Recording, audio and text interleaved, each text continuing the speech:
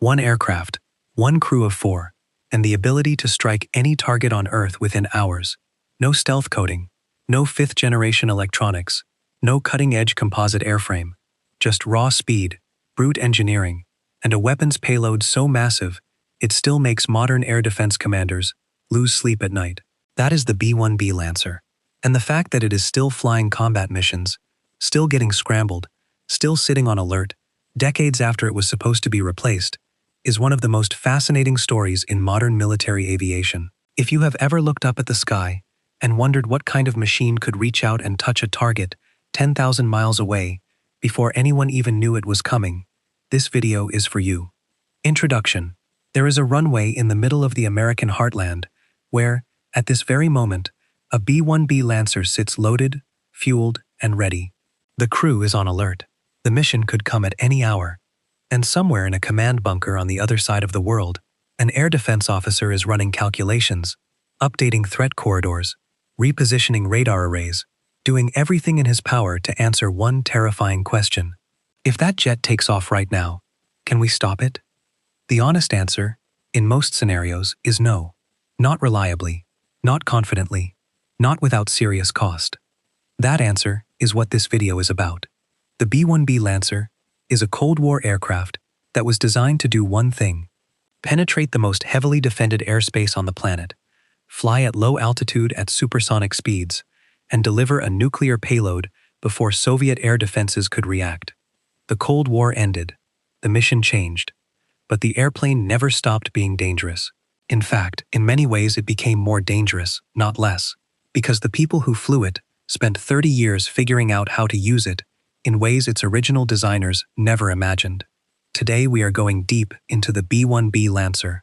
We are going to talk about what makes it genuinely threatening to modern air defenses, why it has survived every budget cut, every new program, every attempt to retire it, and why the pilots who flew it describe it the way combat veterans describe their most intense experiences, with a kind of reverence that does not go away with time. If you want to understand why this airplane still matters, stay with us. And before we go any further, please take a second to subscribe. Over 98% of viewers watch without ever hitting that button. It costs you nothing, and it means everything to us. Let us start at the beginning, because to understand why the B-1B terrifies modern air defenses, you first have to understand what it was built to survive: the Cold War problem. In the late 1950s and through the 1960s, the United States Air Force faced a strategic dilemma that kept generals awake at night. The Soviet Union was building one of the most sophisticated and layered air defense networks in human history. They were deploying surface-to-air missile systems in overlapping arcs of coverage. They were fielding interceptor aircraft with increasingly capable radars and missiles.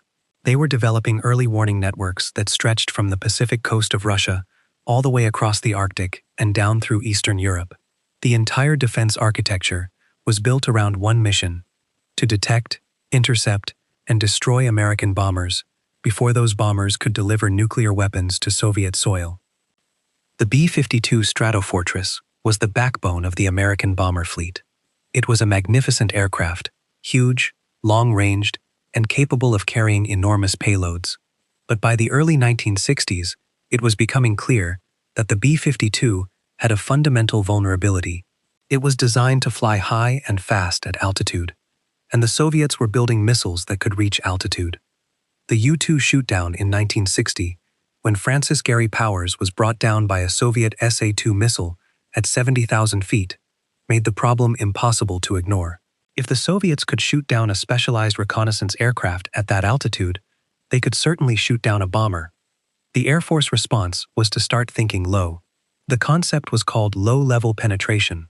Instead of flying high, where radar coverage was dense and missiles were effective, a bomber would fly at very low altitude, hugging the terrain, using the Earth itself as a shield. At low altitude, radar coverage was broken up by hills, ridgelines, and the simple physics of radar line of sight. A bomber screaming across the ground at 500 feet and supersonic speed gave enemy radar operators almost no reaction time. By the time the aircraft appeared on a screen, calculated its trajectory, and a missile battery received targeting data and fired, the bomber was already gone. This was the requirement that produced the B-1. Not the B-1B that flies today, but the original B-1A that was designed in the late 1960s and early 1970s under the Advanced Manned Strategic Aircraft Program. The B-1A was a breathtaking machine, variable sweep wings that could swing from a wide, slow configuration for takeoff and landing to a nearly swept-back delta configuration for supersonic low-level flight. 4 massively powerful engines, fed by complex intake systems, a crew of 4 in an ejectable capsule, and a range of capabilities that made it the most capable penetrating bomber ever designed. Then Jimmy Carter canceled it in 1977. The decision was partly strategic, partly political, and enormously controversial. Carter believed the cruise missile was the future of nuclear delivery, small, cheap, hard to detect, launchable from existing aircraft. Why spend billions on a manned penetrating bomber when you could deploy thousands of cruise missiles at a fraction of the cost? The B-1 program was killed. Many in the Air Force never forgave him for it. Ronald Reagan brought it back. In 1981, the Reagan administration restarted the bomber program, now designated the B-1B, and called the Lancer. The changes from the original B-1A were significant. The B-1B was not designed to fly at Mach 2.2 like its predecessor. It was optimized differently. The maximum speed at altitude was reduced to approximately Mach 1.25, but the low-level performance was enhanced. The aircraft was designed to fly at supersonic speeds at low altitude in all weather conditions, day or night. The radar cross-section was dramatically reduced compared to the B-52 through a combination of design features and radar-absorbent materials, not to the level of a true stealth aircraft, but enough to complicate the adversary's targeting solution significantly, and the weapon's payload was staggering. We will come back to that. The first B-1B was delivered to the Air Force in 1985. The fleet eventually reached 100 aircraft, and in 1988, the B-1B achieved initial operational capability as a nuclear delivery system. Then the Cold War ended, and everything changed again. The transition nobody expected. When the Soviet Union collapsed in 1991, the strategic calculation that had justified the B-1B's existence suddenly shifted. The aircraft was built to penetrate Soviet airspace and deliver nuclear weapons. Now there was no Soviet Union. The mission that had defined the airplane for its entire development life was, at least on paper, obsolete. The Air Force removed the nuclear mission from the B-1B in 1994 as part of the Strategic Arms Reduction Treaty obligations. The aircraft was converted entirely to conventional operations, and for a moment, there were serious questions about whether the B-1B had a future at all. It was expensive to operate, maintenance-intensive, and no longer carrying out the mission it had been designed for. What happened next is a story about adaptability. The Air Force took a machine built to deliver nuclear gravity bombs at supersonic low-level speeds against Soviet air defenses and discovered that with the right modifications, it could do something the service had never fully anticipated. It could carry and deliver conventional precision-guided munitions in quantities and with a flexibility that no other aircraft in the inventory could match. The B-1B became the biggest conventional bomb truck in the American arsenal, and in that role, it found a second life that turned out to be arguably more operationally significant than its original mission. The first combat use of the B-1B came in 1998 during Operation Desert Fox, the 4-day air campaign against Iraq. Then it flew in Operation Allied Force over Serbia in 1999. Then it became one of the most heavily used aircraft in Afghanistan after 2001, flying mission after mission in support of ground forces, providing close air support and strike capabilities that ground commanders found indispensable. Then Iraq again in 2003, then back to Afghanistan, then Syria, then back again. The B-1B has been in almost continuous combat operations for over 2 decades, and through all of that, the Air Force was also upgrading it, adding new avionics, new targeting systems, new weapons integration, new electronic warfare capabilities. The aircraft that entered combat over Iraq in 2003 was meaningfully more capable than the aircraft that achieved operational capability in 1988. and the aircraft flying today is meaningfully more capable still. But we have gotten ahead of ourselves. Before we can understand why the B-1B still terrifies modern air defenses, we need to understand exactly what it is, what it can actually do, because the specifications alone are genuinely extraordinary. What the B-1B actually is. The B-1B Lancer is a variable sweep wing, multi-role heavy bomber, operated by a crew of 4. Those 4 crew members are divided into 2 pairs. The 2 up front are the aircraft commander and the co-pilot. The 2 in the back are the offensive systems officer and the defensive systems officer. Each one of them is a specialist. Each one of them has to be, because this aircraft is so complex, so demanding, and so capable that no single person can manage everything it does. The variable sweep wing system is one of the most distinctive features of the B-1B, and one of the most important. The wings can sweep from 15 degrees for takeoff and landing to 67.5 degrees for high-speed flight. At the wide setting, the wing generates enormous lift, allowing the aircraft to operate from shorter runways and carry heavier loads than a fixed-wing aircraft of similar size could manage. At the fully swept position, the aircraft takes on the shape of a dart, sleek and aerodynamically optimized for high-speed penetration. The crew can change the sweep angle in flight, adapting the aircraft's configuration to the mission profile in real time. The 4 GE F101 GE102 turbofan engines each produce approximately 30,000 pounds of thrust, with afterburner engaged. That gives the B-1B a total thrust output of around 120,000 pounds. The aircraft has a maximum takeoff weight of approximately 477,000 pounds. Let that number sit for a moment. 477,000 pounds. At that weight, with those engines, the aircraft can accelerate to supersonic speed at low altitude, not at comfortable high-altitude cruise.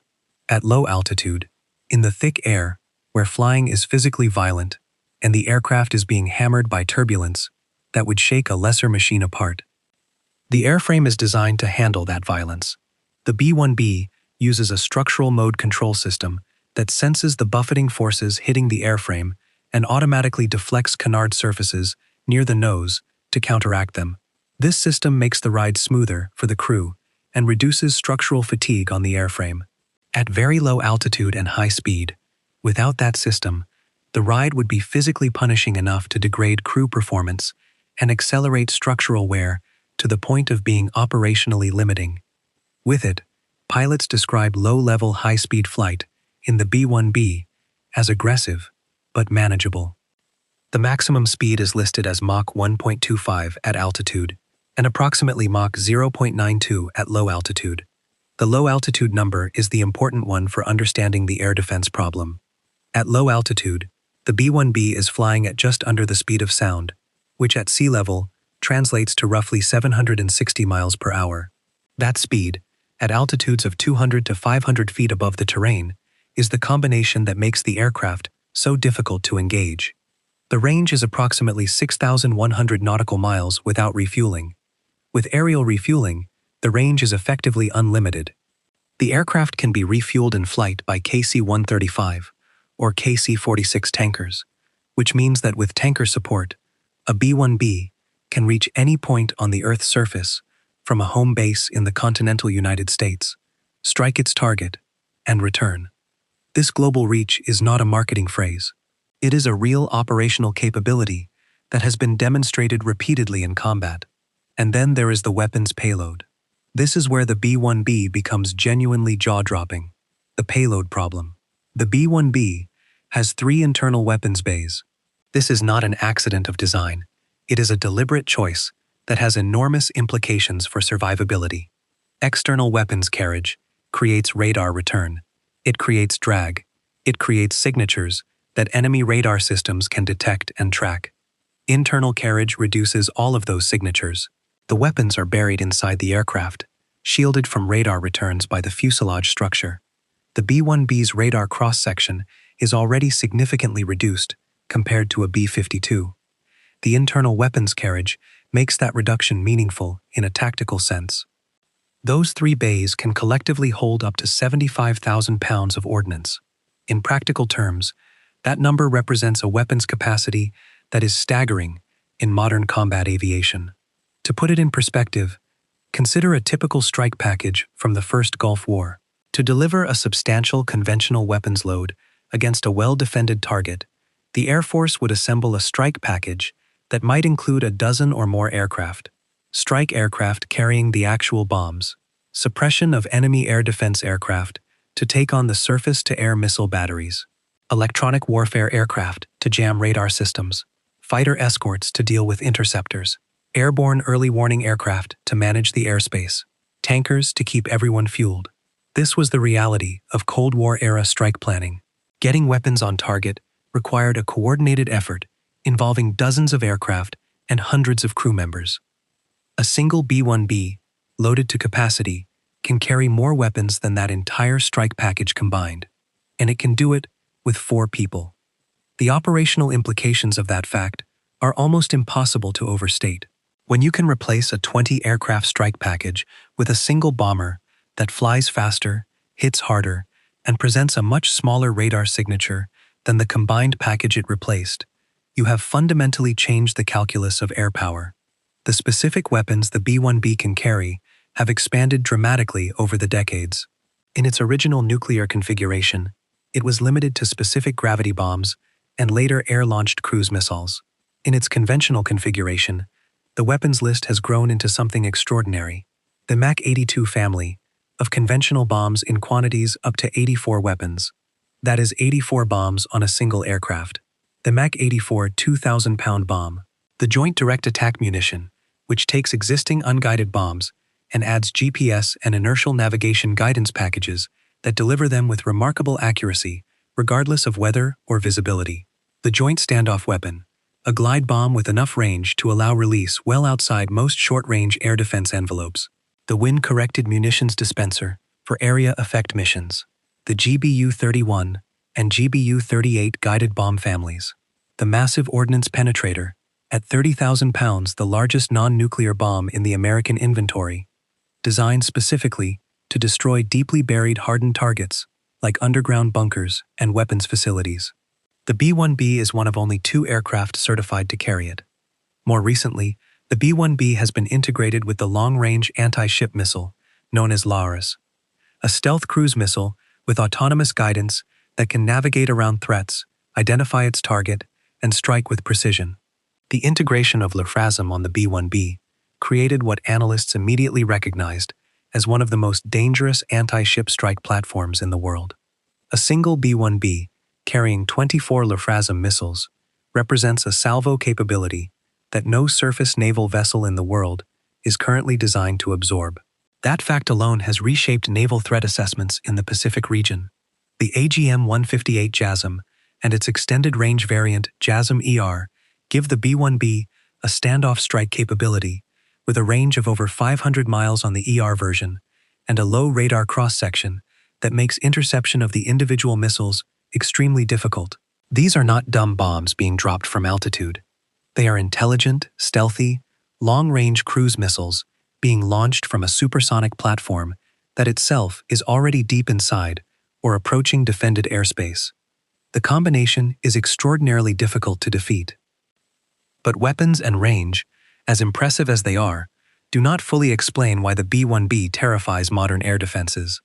To understand that, you have to understand how air defense systems actually work, and why the B-1B is specifically designed to break them.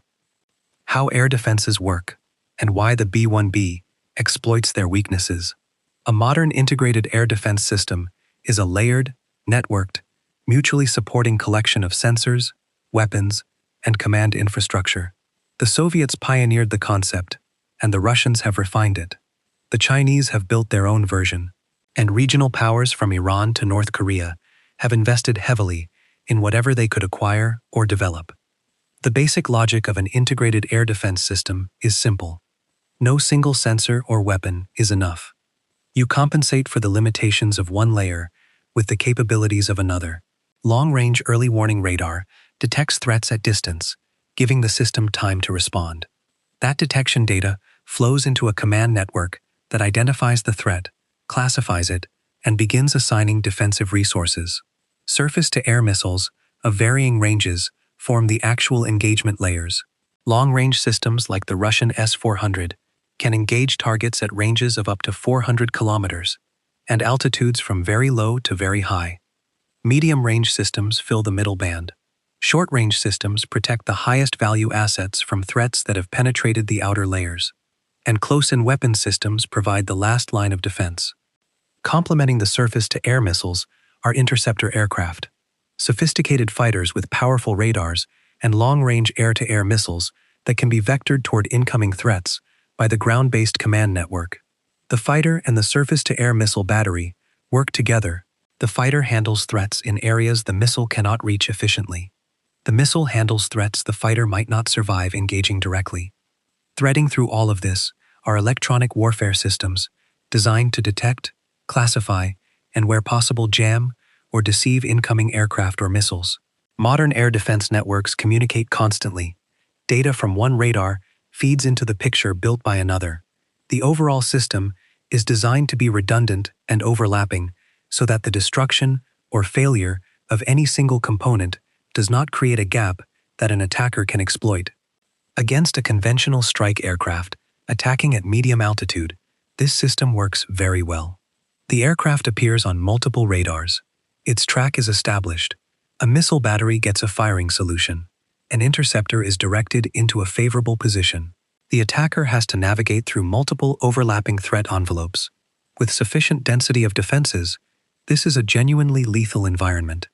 The B-1B was designed to attack this system at its weakest points, and those weak points are real, significant, and exploitable by a crew that knows what it is doing. The first weakness is low-altitude coverage. Radar operates on line-of-sight principles. The Earth curves, terrain rises. Mountains, hills, ridgelines, urban structures, all of them interrupt radar line of sight. A radar system designed to provide long-range early warning at high altitude has dramatically reduced coverage at very low altitude simply because the terrain gets in the way. The effective detection range of a surface-based radar against a very low-flying target might be 1/10 or less of its range against a target at high altitude. This means that a bomber flying at 200 feet above the terrain is effectively invisible to long-range early warning radar until it is very close. And very close, when the aircraft is traveling at 700 miles per hour, translates to a matter of minutes at most. The B-1B's low-level penetration profile was designed precisely around this radar physics limitation. Flying at 200 to 500 feet above the ground, at nearly Mach 1, the aircraft exploits the terrain masking effect to compress the time available for an air defense system to respond. The radar detection, the data transfer, the command decision, the missile battery activation, and the actual engagement sequence all have to happen in a window that might be 3 to 5 minutes from first detection. That is not enough time for a poorly trained, poorly exercised, or bureaucratically slow air defense system to function effectively. And most real-world air defense systems, unlike the idealized version on a training slide, are not perfectly trained, perfectly exercised, or perfectly responsive. The second weakness is the radar cross-section problem. The B-1B is not a stealth aircraft in the way the B-2 Spirit is a stealth aircraft. It does not have the angular faceting or the ram coating optimized to the degree that the B-2 does. But it has a radar cross-section that is dramatically smaller than a B-52 or a commercial aircraft. The specific numbers are classified, but public statements by Air Force officials over the years have indicated a reduction on the order of 1/10 or less compared to the B-52. That reduction matters enormously for the radar range equation. Radar detection range is proportional to the fourth root of radar cross-section. If you reduce the radar cross-section by a factor of 10, the detection range drops by approximately 44%. If you reduce it by a factor of 100, detection range drops by almost 70%. The B-1B's combination of reduced radar cross-section and low-altitude flight profile creates a detection range problem for adversary systems that is multiplicative, not additive. The combination is worse than either factor alone. The third weakness is speed. An aircraft traveling at 700 miles per hour at low altitude is not just hard to detect in time, it is also hard to engage once detected. Surface-to-air missiles have minimum engagement ranges and minimum reaction times. The firing solution requires knowing where the target will be when the missile arrives, not where it is now. At very high speed and very low altitude, the targeting geometry becomes complex. The aircraft might fly out of the engagement envelope of a missile battery, even after that battery has valid radar contact, simply because the intercept geometry works against the defense. And a miss, or a decision not to fire because the geometry is unfavorable, is as good as a success from the attacker's perspective.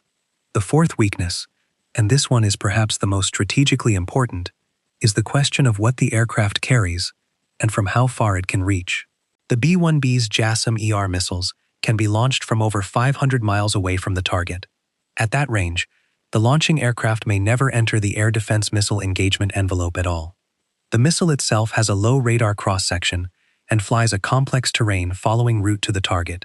Defending against a salvo of 24 JASSM-ER missiles launched from a B-1B that is itself already at low altitude several hundred miles away is a layered detection and intercept problem of genuine complexity.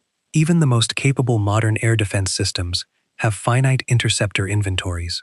A large enough salvo of sophisticated cruise missiles can saturate those inventories, and the B-1B can generate salvo sizes that are staggering. Now add to all of this the electronic warfare dimension, and the picture for an air defender becomes even more uncomfortable. The electronic warfare dimension. The B-1B carries the AN/ALQ-214 Integrated Defensive Electronic Countermeasures System. This system does not sit passively. It actively detects radar signals targeting the aircraft, analyzes their characteristics, and responds with jamming and deception techniques designed to break the radar lock or degrade the quality of the targeting data the adversary system is working with. The system has been continuously updated and improved throughout the B-1B's operational life. The current version is classified in its details, but is widely described as a significant capability that meaningfully complicates adversary targeting. This electronic warfare capability interacts with the B-1B's other survivability factors in important ways. An air defense radar operator who is already dealing with a very low radar cross-section target, flying at very low altitude at near supersonic speed, now also has to cope with jamming and deception signals. The combination of these effects is not simply additive. Each factor amplifies the difficulty created by the others. The reduced radar cross-section means the radar operator has a weaker signal to work with. The low altitude means he has less time to work with it. The speed means the intercept geometry is already challenging, and the electronic warfare means the signal he is working with is actively being distorted. A well-designed and well-operated integrated air defense system with trained crews and good doctrine can still pose a serious threat to the B-1B. Nobody is claiming the aircraft is invulnerable, but the combination of all these factors means that the threat the B-1B presents is a genuinely difficult problem, not a routine one. And then there is the human element, the crew that flies it. The 4 people who fly the B-1B are not ordinary aviators. They are the product of a training pipeline that is among the most demanding in American military aviation. The aircraft commander must first complete undergraduate pilot training, a year-long course that produces military pilots. Then they must complete B-1B-specific training, which involves mastering the complex systems of the aircraft, the demanding low-level flight profiles, the aerial refueling procedures, and the weapons employment techniques. The full qualification process takes years, and maintaining currency requires continuous flying and training. The offensive systems officer, one of the 2 rear crew members, is the weapons employment specialist. This person manages the navigation systems, the targeting systems, and the weapons release. In a high-threat environment, flying at low altitude at high speed, the offensive systems officer is computing targeting solutions, managing sensor data, coordinating with the pilot on the flight profile, and making weapons employment decisions all simultaneously. The cognitive load is enormous. The time available to make decisions is compressed, and the cost of errors is potentially catastrophic. The defensive systems officer is managing the electronic warfare systems, monitoring for radar threats, analyzing the threat environment, and coordinating the aircraft's defensive responses. In a dense threat environment, This person might be tracking multiple simultaneous radar signals from multiple threat systems while the aircraft is maneuvering at low altitude in the dark. It requires a particular combination of technical knowledge, situational awareness, and calm under pressure that is genuinely rare. Pilots who have flown the B-1B describe it in terms that reveal both its demanding nature and its extraordinary capability.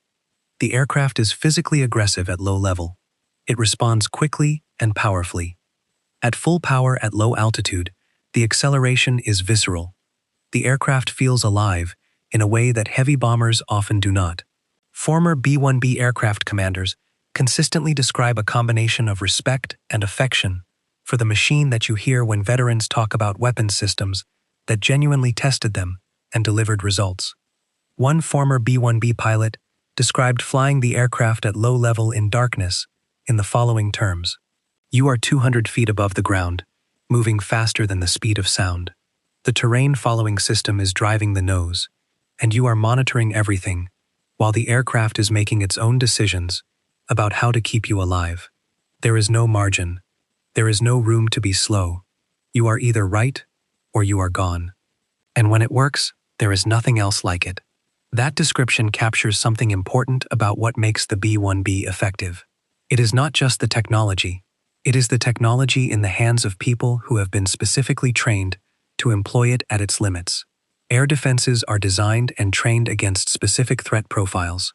The B-1B, operated by a highly trained crew using the full range of its capabilities, presents a threat profile that is genuinely difficult to optimize a defense against because the aircraft can adapt its approach, vary its profile, employ different weapons at different ranges, and use its electronic warfare to degrade the defense's situational awareness all at the same time.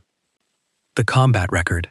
Let us talk about what the B-1B has actually done in combat, because the operational record illuminates the aircraft's real-world capabilities in a way that specifications alone cannot. In Afghanistan, the B-1B became one of the most valued assets available to ground commanders. Operating from Diego Garcia in the Indian Ocean and later from bases in the region, B-1Bs flew extraordinarily long missions, providing close air support and strike capabilities. The aircraft's ability to carry large numbers of precision-guided munitions and loiter over the battlefield for extended periods made it uniquely valuable in the counterinsurgency environment. Ground commanders learned that a B-1B overhead meant responsive precision fires in quantity. A single aircraft could answer multiple requests for fire support from different units in different locations during a single mission without having to return to base to reload. In 2018, B-1Bs were among the aircraft used to strike Syrian chemical weapons facilities during the US, UK, and French joint strike in response to the Assad government's use of chemical weapons against civilians. On that mission, B-1Bs launched JASSM cruise missiles at long standoff range, contributing to a highly coordinated strike that hit multiple hardened facilities with impressive precision. The aircraft's ability to carry large numbers of cruise missiles and employ them at standoff range was precisely the capability the mission required. In the Pacific, the B-1B has been consistently used as a signal. When North Korea conducts missile tests or nuclear provocations, the response frequently includes B-1B flights near the Korean peninsula. These flights are not accidents. They are deliberate demonstrations of capability. The message being sent is that the United States has the ability to reach any target on the peninsula on short notice, with a weapons payload that could be devastating, from aircraft that have already been proven in combat. The deterrent value of that message is significant and intentional. In the South China Sea, B-1Bs have conducted freedom of navigation overflights and have been used to signal American commitment to the region during periods of Chinese assertiveness. The aircraft's range and payload make it a credible presence in a theater that is vast and where basing options for tactical aircraft are limited. The B-1B can reach from Guam or from the continental United States with tanker support and conduct meaningful strike operations across the entire theater. That strategic reach is irreplaceable. The maintenance reality and the honest challenges. It would not be an honest assessment of the B-1B without acknowledging the challenges the aircraft presents. The B-1B is maintenance intensive. It is old. Its airframe was designed in the 1970s and 1980s, with technologies that are now decades out of date in some areas.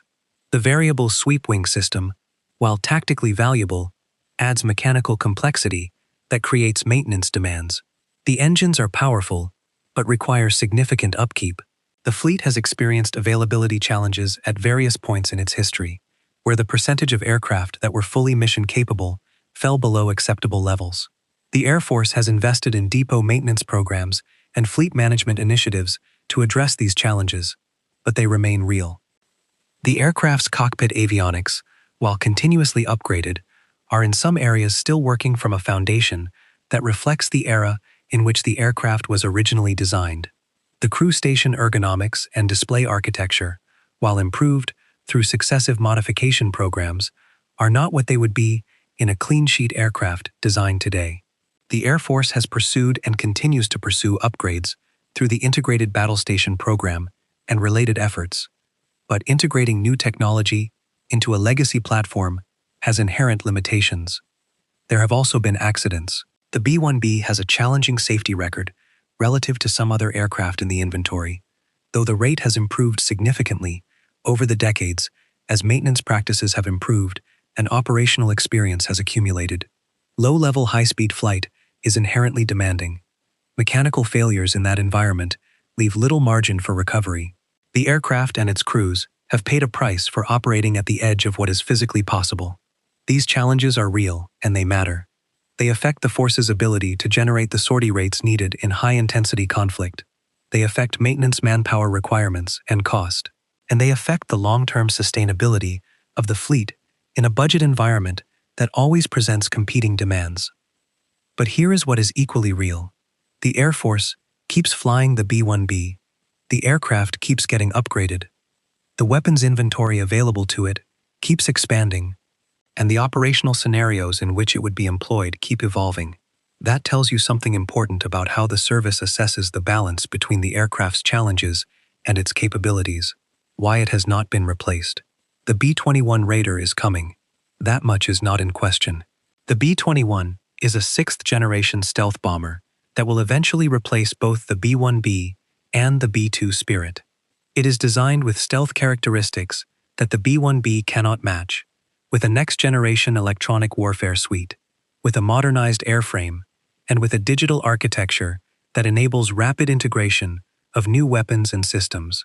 When the B-21 arrives in meaningful numbers, it will represent a genuine step change in American long-range strike capability. But the B-21 is not here yet. Production is ongoing, and the aircraft has entered the testing phase. But the transition from test to operational service to the fleet replacement takes years. The B-1B will continue to fly and continue to be the backbone of the conventional heavy strike mission for the foreseeable future. The Air Force has been clear that it intends to manage the B-1B fleet carefully through the transition period to the B-21, maintaining sufficient aircraft to meet operational requirements while the new aircraft enters service. The question of why no aircraft has replaced the B-1B before now is genuinely interesting. The answer involves several factors. The cost of developing and procuring a replacement has always been enormous. The B-1B, despite its maintenance challenges, continues to perform operationally, and critically, the specific combination of capabilities the B-1B brings, the massive internal payload, the supersonic low-level penetration profile, the very long range, and the evolving weapon suite, has proven genuinely difficult to replicate in a cost-effective alternative short of the B-21 stealth architecture. Various proposals over the years to replace the B-1B with modified commercial aircraft or new purpose-built conventional bombers have foundered on the fundamental challenge that the mission requires capabilities that are expensive to build regardless of the platform. Once you need supersonic speed, variable sweep wings, long range, massive payload, and survivability in a contested environment, you have committed to a complex and expensive aircraft. There has been no cheap answer. The B-2 Spirit cannot fill the role either, for a different reason. The B-2 is optimized for stealth penetration.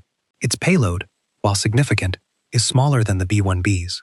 Its operating cost per flight hour is significantly higher than the B-1B's. and it was built in only 21 aircraft, making it too precious a resource for the sustained high sortie rate conventional operations that the B-1B has conducted in Afghanistan, Iraq, and Syria. The B-2 is held for the highest threat environments, where its stealth is the decisive advantage. The B-1B handles the large volume of conventional strike work, where the threat environment does not require B-2-level stealth, but does require heavy payload and the ability to operate at a sustained operational tempo. This division of roles has worked in practice, but it also illustrates why the B-1B remains essential. If the B-2 cannot absorb the B-1B's conventional strike load and the B-21 is not yet available in sufficient numbers, there is simply nothing else that can do what the B-1B does. The future threat environment and why the B-1B still matters. The world that strategic planners are thinking about for the next decade involves potential conflict with adversaries who have invested heavily in sophisticated air defenses specifically designed to counter American strike aircraft.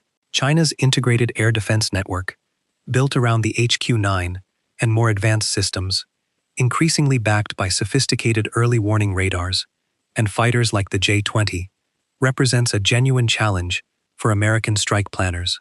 Russia's S-400 and the developmental S-500 systems are arguably the most capable air defense platforms ever fielded by any nation. Both adversaries have studied American air power intensely and built their defenses explicitly around the assumption that they will face American strike aircraft attempting to penetrate defended airspace. In this environment, the B-1B's survivability features are not historical artifacts. They remain relevant.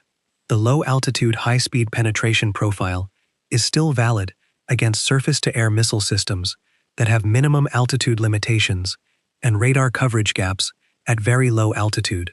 The reduced radar cross-section still matters against systems optimized to detect larger conventional targets.